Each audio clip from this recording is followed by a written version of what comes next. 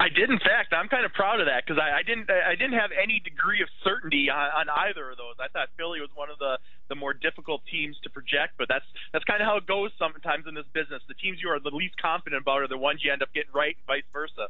But I think those are two players that the Eagles were certainly linked to, and both make a lot of sense for what they're looking to do. In Aguilar, they essentially get a replacement for Macklin at, a quarter of the cost, maybe even less. And in Eric Rowe, he's the type of defensive back they're looking for. They want that long, rangy, versatile guy, and Rowe could contribute at free safety or cornerback, excellent size and speed. So I wasn't surprised by either of those. I think they both make a lot of sense for Philly and what they were trying to do. What'd you think of the deal they made to go up and get Rowe? Was that too much, or was he worth the moving up the 2 5s? And they got a 6 back in return, but they did lose the 2 5s to go a couple spots up to go get him. I think it was worthwhile, especially because they obviously had a conviction on Eric Rowe to the point where I think they might have considered him at number 20 overall, especially if Aguilar hadn't been there. So when he was still available in the middle of the first round, I think it was smart of them to get aggressive and make sure they got the guy they wanted. So I have no problem with them making a deal because Rowe was the guy they were targeting. So I have no problems with that. Scott, let's look at. I'd like to see that. I like seeing teams be aggressive. Well, then in the third round, they were aggressive at a position they already had some depth at. Hendricks, Alonso, and D'Amico Ryan still went with Jordan Hicks. They said he was by far the highest guy on their board. What did you think about Hicks the third round? I think it was a good pick, and you mentioned of those guys now, but D'Amico Ryan can be on the wrong side of 30. Michael Kendricks, there's been a ton of trade block. He came in under a different regime. I think it makes sense. I think Hicks is going to play a prominent role. And the big issue with him is just durability. He's struggled to stay healthy, but he had a really nice senior year. He's a terrific athlete. He's got excellent range. He can go sideline to sideline and make plays. And maybe the most important thing, outstanding intangibles, especially when you're talking about a linebacker. You want a guy who has that instinct, who's going to do the work, who's going to be an extension of the coaching staff on the field. And I think Hicks brings all those things to the table. Now, I know some might have viewed that as a slight reach, but he was legitimately in that late day 2, early 3 category. I kind of compared his situation to that of Christian Kirksey out of Iowa, who a year ago went in the third round to the Cleveland Browns. So I don't think it was a reach. I think it's going to address a need sooner rather than later, and a really good player, not only in terms of what he brings on the field, but off the field as well. So I think Hicks was a nice, solid pick for them. All right, in the 6th round, they went back-to-back Big 12, Ja'Cory Shepherd and Randall Evans. And, they needed some defensive back help. 6th round, though, do you think either one of those two guys could be a surprise and contribute in the NFL? Yeah, I think those were both good picks, actually. And Ja'Cory Shepherd could have went a round or two earlier, and I don't think anybody would have batted an eye. You mentioned he's a former wide receiver. Once again, fits that profile of a long, rangy corner.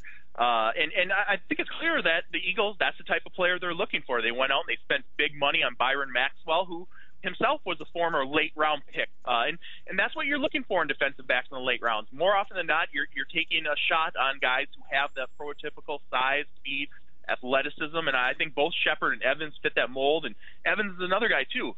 He's 6 feet, just under 200 pounds. He ran a mid-4.4 in workouts.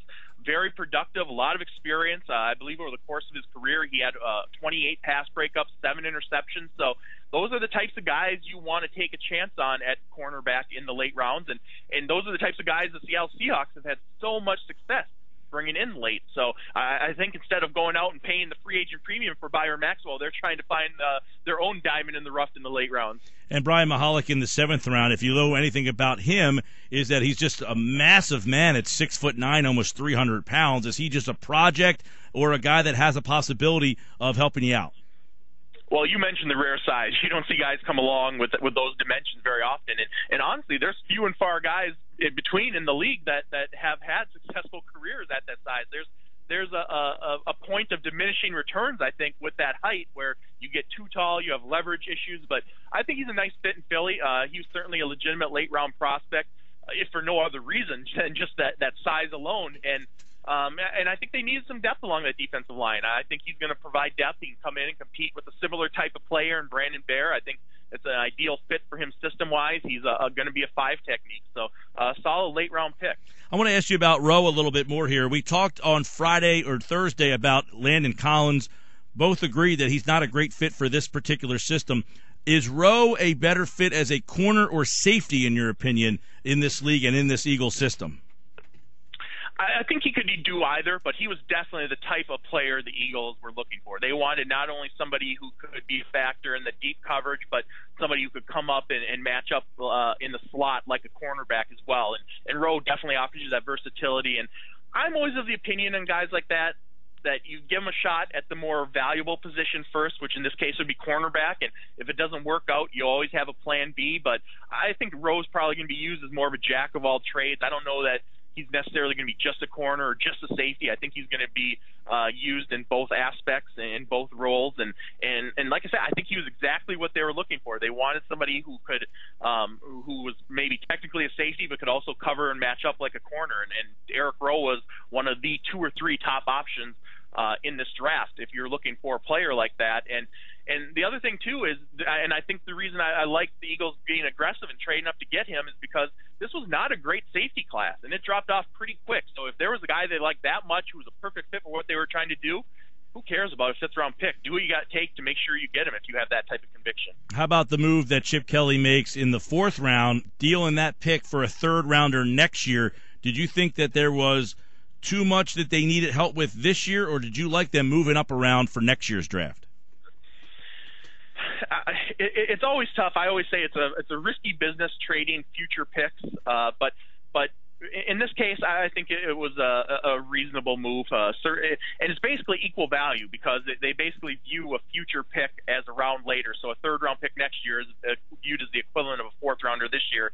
So they essentially got equal value, and they're just kind of spreading out their resources and kicking that can down the road a little bit. And next year they're going to be in an even better position, and maybe they'll have a little more ammo. Maybe if Chip Kelly wants to try to trade up for a quarterback again a year from now, maybe that 3rd-round pick could be used in a package. So I'm never going to fault the team for acquiring more picks. I think it was probably a net neutral in terms of the value, but I really don't have a problem with it one way or another.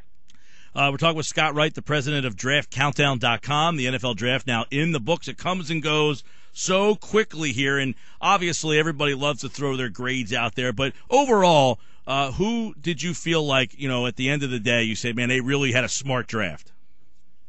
Yeah, and I'm really starting just really digging in all the results, and it's obviously unfair to grade any draft right afterwards. It's literally going to take 2 or 3 years to see how it all sorts itself out. But I think you can judge teams based on how well they address their needs, the value they got for their selections. Did they get guys later than they should have? Did they take guys earlier than they were expected to come off the board? Things of that nature. So a few of the teams that stand out for me, Baltimore Ravens, Ozzie Newsome, no surprise there. He's on this list every year, and that's how they stay consistently competitive. They just mastered the NFL draft. And the Pittsburgh Steelers as well, I think, did a really good job again. I think the Minnesota Vikings, that's another organization that always seems to get good value for all their picks. So those are a few that stand out that did well, but it's a tough question for me because I like just about every draft. Even the teams that have a pick that I don't agree with, there's usually something about that draft I can find that I like. I'm a glass half full type. Well, I'll ask you this then. Gregory at 60, was he too much of a red flag for you, or is 60 a good spot if you're Dallas?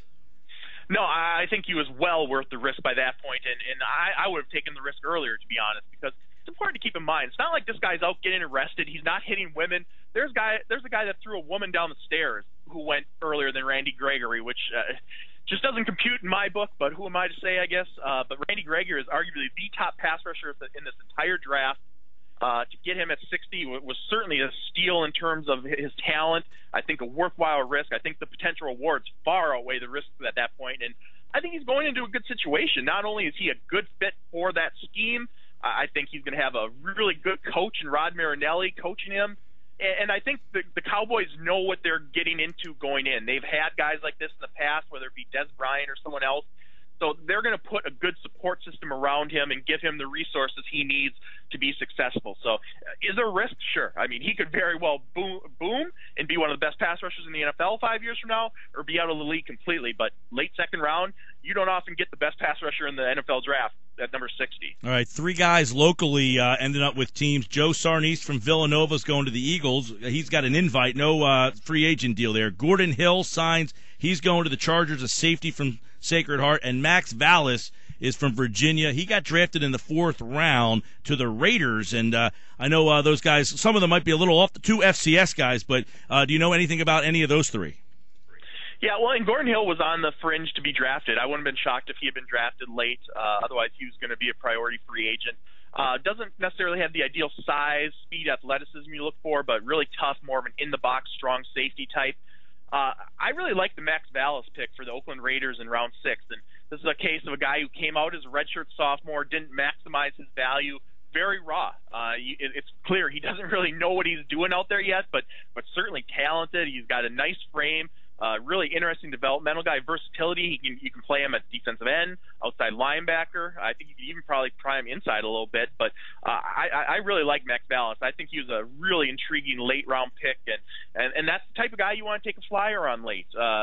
And he's going to be a project. He's going to take some time, but I think you can make an argument that with another year or 2 in college, he might have been a top 100 type of talent. So I really like Max Vallis, and I think that was a good pickup for the Raiders. I didn't like everything the Raiders did. In fact, I disagreed with most of it, but that was one of the few cases where I actually did like their choice. All right, it's Scott Wright, draftcountdown.com. So what is the rest of the year like for you? Well, coming up here now, it's fun to actually look at what teams did instead of speculating on what they might do. So in the coming couple weeks here, look for all my in-depth reviews. I'm going to go through each and every pick for every team and talk about it. If you want something a little quicker, you can check out the Draft Countdown podcast on iTunes. I went through and for an hour and reviewed every single first-round pick and kind of gave my initial thoughts on all of them, good, bad, or otherwise. Then you can also follow me on Twitter at Draft Countdown. But it's a never-ending process. There's scouts around the league. They've already been going, even before this draft, they've already been going around to colleges gathering information for next year. It's very much a never-ending process. So the 2016 NFL Draft is less than a year away. Tick-tock. Well, we enjoyed breaking down the 2015 NFL Draft with you, Scott. We always appreciate the time and really enjoy your breakdowns. It was my pleasure. Anytime. Thanks for having me.